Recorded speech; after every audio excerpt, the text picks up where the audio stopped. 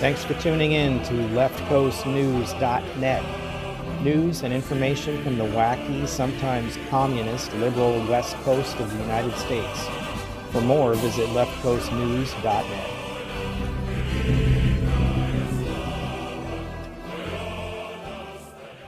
Welcome back to Left Coast News. We're talking about the tax war on the left coast today. This morning we're ripping open the latest assault from Liberty from Olympia to San Francisco and back up to Salem, Oregon.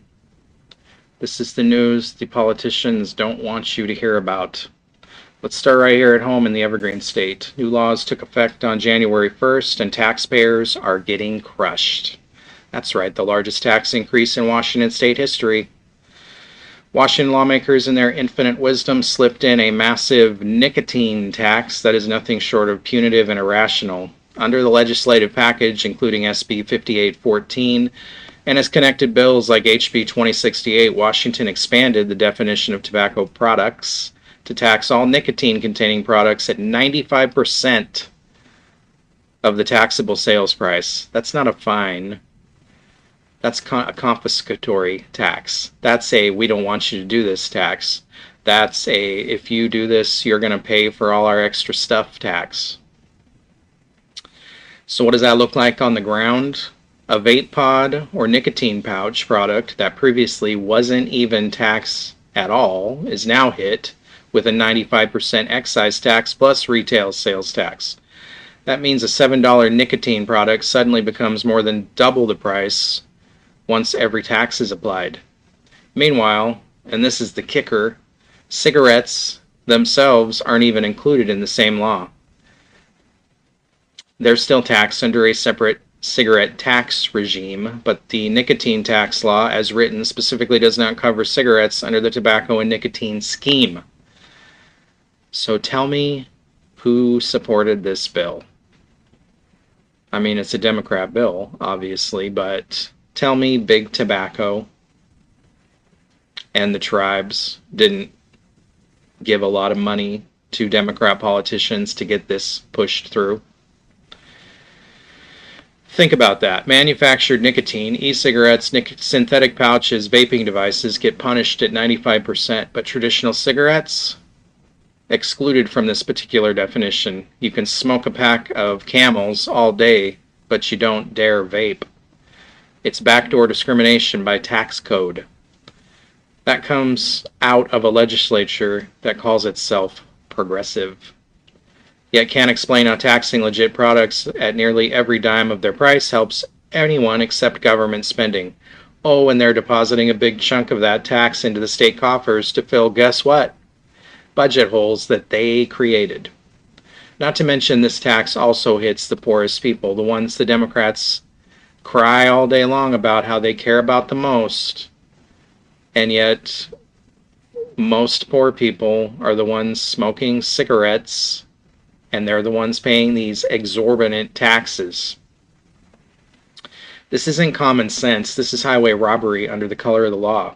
But if you think that's the only new tax hitting Washington in 2026, think again, because the same suite of laws, especially Senate Bill 5814, and other enactments from the 2025 session slam hardworking Washingtonians across the board. There's an expanded sales tax on services. The legislature didn't just tax nicotine, they expanded the retail sales tax and business and occupation B&O tax to include a whole swath of services that were previously exempt, like advertising services, digital automated services, temporary staffing services, security and armored car services, IT training, tech support, web development, and more. Bowling, golfing, martial arts, gyms.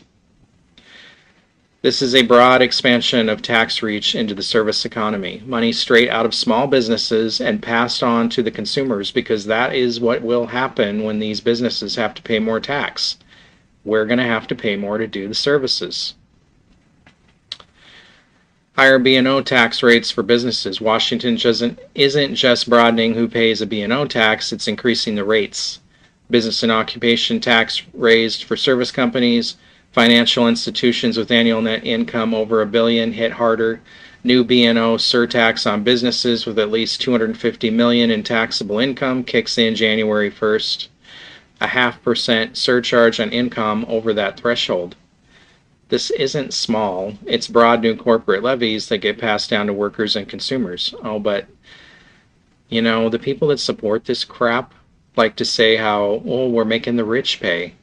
What do you think's going to happen when these companies that provide good jobs for people, good paying jobs, not McDonald's pay, not minimum wage pay, good jobs, union jobs with benefits, what do you think they're going to do if they can have their business in another state that is business friendly? They're going to leave. They're going to leave, and they're going to take their good jobs with them, and the only thing that's going to be left is junk jobs. Jobs that can't support a family. This is the truth. Democrats don't want you to think that these businesses will look at what's happened in California. These big businesses are leaving and taking their jobs with them. I just did a story on the refinery in California that's packing up and leaving because of regulations and taxes, which could, increase gas prices in California for all residents. It's not just the people losing their jobs. There's no forethought when we vote, when we don't vote, when politicians enact this crap and their little drone followers support it. No forethought. But maybe they don't have good jobs anyway, so they don't care. Maybe they don't even work. Probably living off the government dole, which is what all these taxes go to pay for. Sales tax applied to even more transactions. SB 5814 also redefines retail sales tax to catch more categories, moving Washington further towards taxing more of everyday economic activity, not less. There's a one-time sales tax prepayment requirement. Under the excise tax modernization in SB 5814, certain large businesses face a mandatory one-time prepayment of state sales tax collections for the upcoming tax year. Again, aimed at padding the government's cash reserves. Oh yeah, we don't want to wait for our money. We want it now. We want it now. There's a gas tax hike on the books. Transportation taxes. While not directly part of the main bills, we're dissecting. Washington's transportation funding plan also includes additional taxes, fees, increases on gas and vehicle fees that go into effect around this period. Effectively another tax. Americans pay when they fill up at the pump. Multiple outlets note higher transportation fees tied to the state budget passed by the legislature. There's a plastic bag fee increase. Even something as trivial as the cost of a plastic bag at the grocery store goes up from 8 cents to 12 cents. Another everyday tax hike that hits consumers without any referendum or public vote. We should be voting on all of this crap.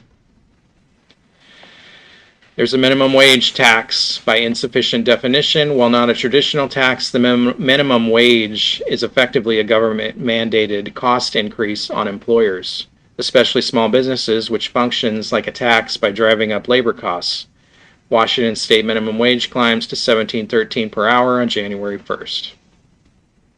So it's already in effect. What does this mean? This is not a conservative governance. Of course, we know that already, don't we? This is beyond even Democrat. This is socialism. Maybe communism. This is structural fiscal policy designed to extract more money from every corner of your wallet. Consumers hit at the register with more services taxed, workers facing mandated labor cost hikes, businesses paying more, passing costs on. Everyday habits, buying vape pods, asking for services, even tiny plastic bags, all generate more revenue for the government. This isn't just policy, it's extraction strategy. You pay more, they take more, and they call it progress.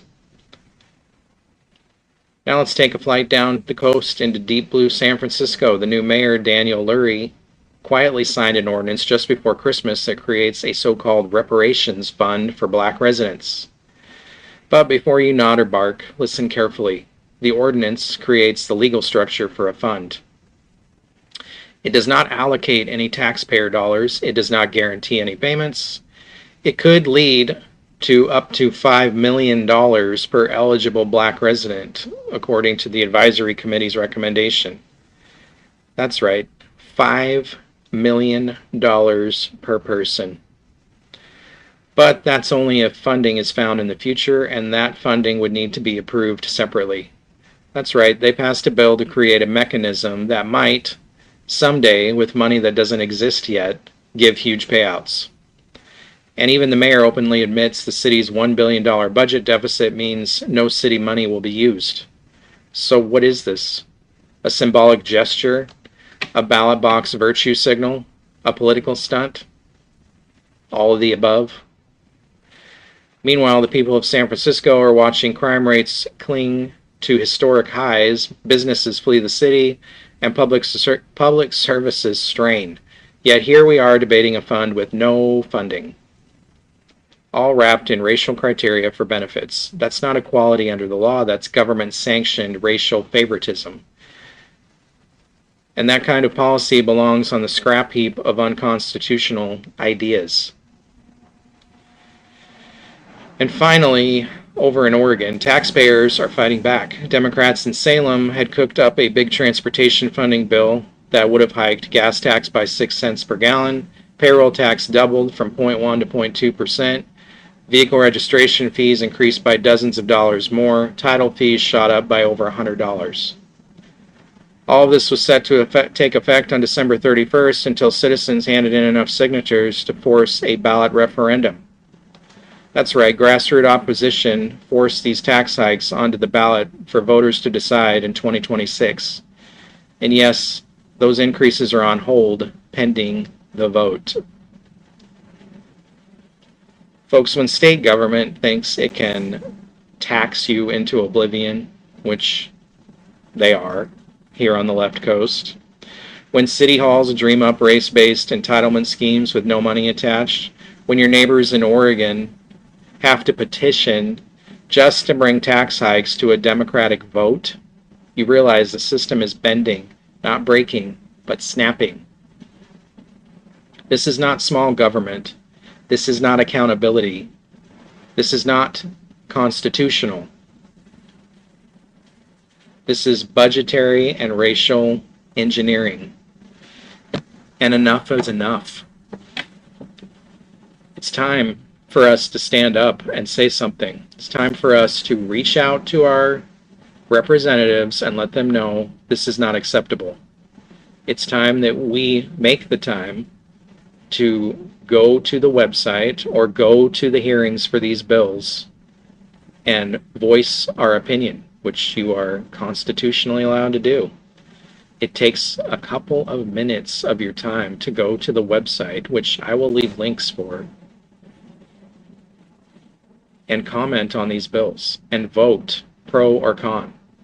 It does matter. I have seen Democratic legislation overturned or stopped on the floor because of comments left by constituents. If we don't say anything, they're going to continue to pass these things. And I know those of us who care are the ones that are working and have families and have things going on, and it's hard to make time, but we have to make time.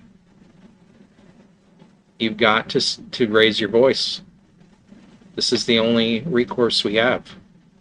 They passed these taxes without any vote of the people, which they shouldn't be allowed to do.